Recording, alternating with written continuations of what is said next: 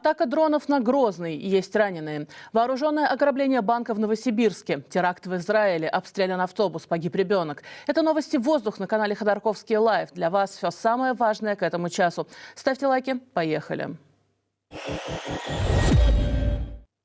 Новость последних часов. В Новосибирске произошло дерзкое вооруженное ограбление банка. Кадры преступления попали на камеры видеонаблюдения. Вооруженный пистолетом грабитель ворвался в отделение Локо-банка на улице Гоголя около 8:30 утра. Посетителей еще не было, только сотрудники. Он их связал, вытащил из кассы деньги, запихал их в сумку, после чего скрылся с места преступления. Всего преступник вынес из банка без малого 10 миллионов рублей. Грабители ищут.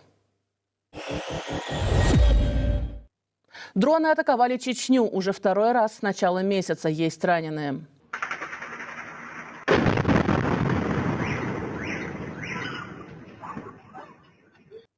Этой ночью украинские беспилотники атаковали Грозный. Около часа ночи по местному времени взрывы раздались над зданием казармы элитного полка чеченской полиции имени Ахмата Кадырова. Звуки взрыва были слышны за несколько километров вокруг. Огненное зарево поднялось над крышей казармы на несколько метров. Предположительно, дрон был сбит местной системой ПВО. В результате удара в нескольких домах выбило стекла. 4 военнослужащих получили ранения. Информацию об этом подтвердил лично глава Чечни Рамзан Кадыров и пообещал отомстить за атаку.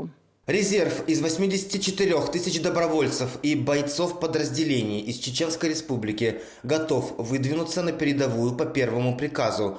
Не для того мы бережем нашу республику, чтобы позволить каким-то наркоманам, шайтанам или сатанистам воплощать их больные идеи. Мы это так не оставим, и только за этих 4 раненых мы положим 400 укронатовцев. Этот же самый полк уже становился целью украинских дронов ровно неделю назад, 4 декабря.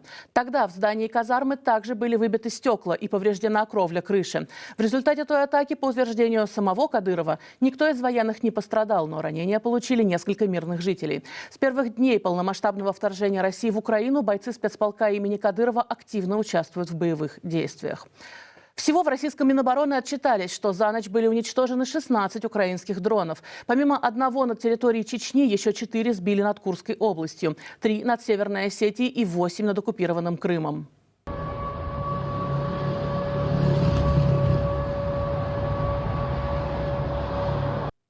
Россия же, в свою очередь, продолжает атаковать украинские города. Глава Херсонской военной администрации Александр Прокудин сообщил, что с самого утра город под ударом.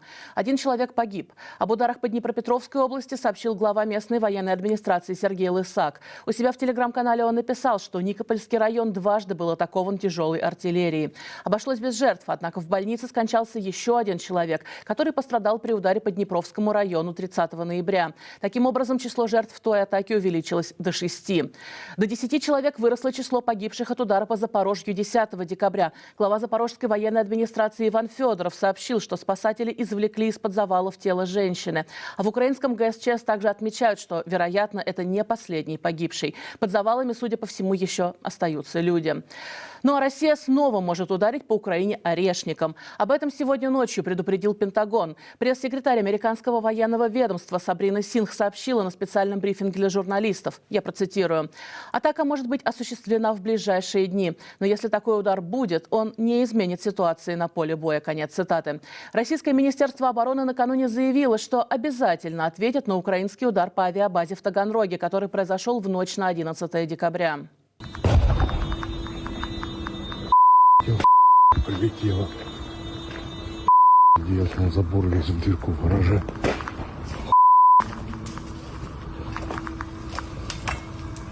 Как утверждает военное ведомство, 6 ракет «Атакамс» атаковали воинскую часть. Кадры, которые вы сейчас видите, опубликовало издание «Астра». Это место дислокации 5-й авиационной группы. По словам источника издания, весь вчерашний день от военной части проезжали скорые. Доступ на территорию военного городка до сих пор закрыт.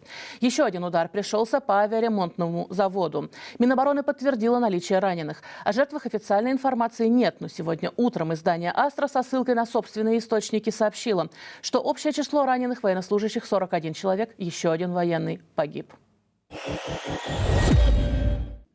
В Израиле ночью террорист расстрелял автобус. 1 ребенок погиб. Еще 3 человек получили ранения.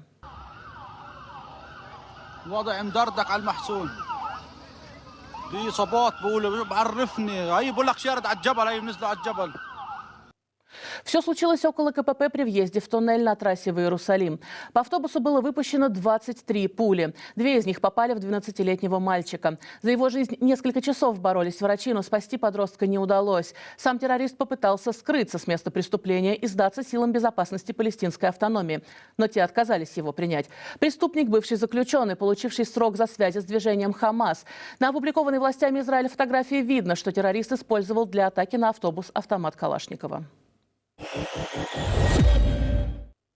Глава Следственного комитета Бастрыкин затребовал доклад о том, как расследуют историю с избиением школьницы в Котельниках. О произошедшем стало известно, когда в сеть попало видео, на котором в туалете школы номер 2 сразу несколько девочек избивают свою одноклассницу. Та после этого попала в больницу с сотрясением мозга и черепно-мозговыми травмами.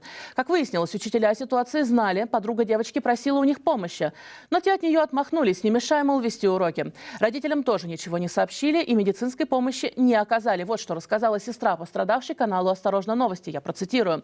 «Никто не связался с родителями и не сообщил о случившемся. Для мамы была версия: ваш ребенок потерял сознание. Наверное, курила в туалете». Конец цитаты.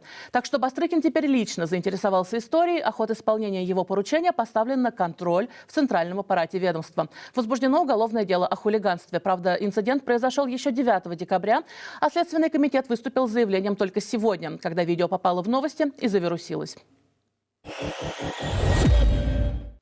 В селе Первомайское в Алтайском крае местный Минздрав решил убрать единственную ставку врача. А депутатки от КПРФ, которая попыталась поднять этот вопрос на заседании Краевого парламента, заткнули рот.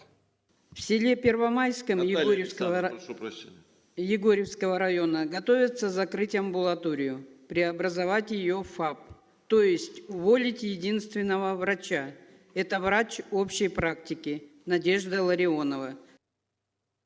Но обсуждение проблемы прекратил председатель Заксобрания единорос Александр Романенко, который заявил, что вот когда будет много врачей, тогда и не будет проблем.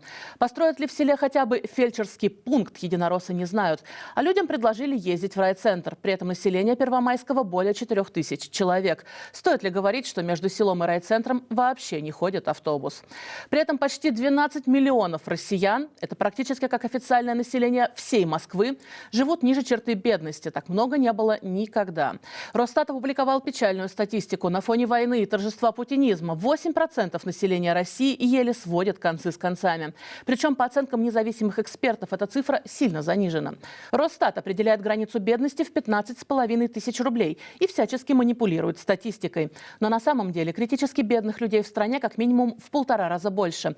Ну и еще одна цифра, просто для понимания. Запуск одной ракеты «Орешник» обходится российскому бюджету в 10 миллиардов рублей.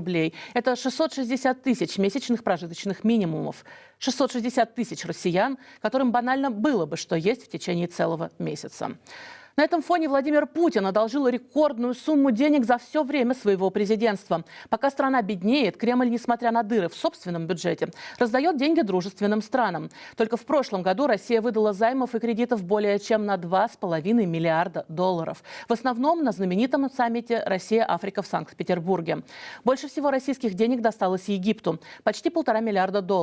Ну а общий долг перед Россией достиг аж 30 с лишним миллиардов долларов. Больше не было с советских времен. Друзья, это все новости, о которых я хотела вам рассказать. Поставьте лайк этому выпуску, подписывайтесь на наш канал. Если вы чаще бываете в Телеграме, то наши выпуски можно найти и там, в том числе в аудиоформате. Ссылку вы найдете в описании. Итоги дня в 18 часов по Москве подведет для вас Елена Малаховская. Ну а мы обязательно увидимся. Всего хорошего и пока-пока.